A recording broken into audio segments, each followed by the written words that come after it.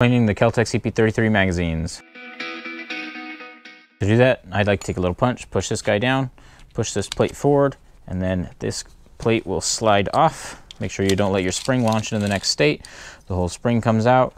You can dump the follower out, and notice the follower is one piece, even though it is a quad sack mag. Now they say you're not supposed to use solvents, so you shouldn't use heavy solvents, but again, I go to Ballistol for pretty much everything. So you spray out the top here, spray your follower. The spring really doesn't need a dang thing. It doesn't really get that dirty. And then we're just gonna wipe it down. Okay, to get the tricky parts, I usually take a toothbrush to scrub kind of the feeding lips and kind of get under there. And then for under here, it's kind of tricky to get to, so I like just to take a, just like your rod that you'd normally shove stuff down a barrel, and then stick some paper towels up there.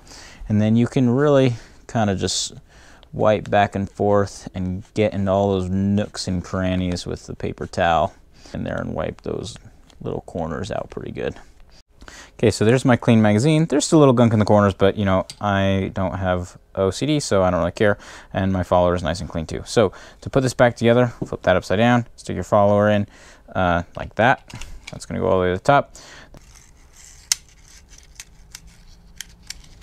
And you have to push your spring into the magazine while guiding this little hole, the rod into that hole, and then you'll be able to hold that down and then take your magazine plate and just slide it on, and ta-da! Okay, now she's all put back together, and it came with two, so I'm gonna go clean the other one.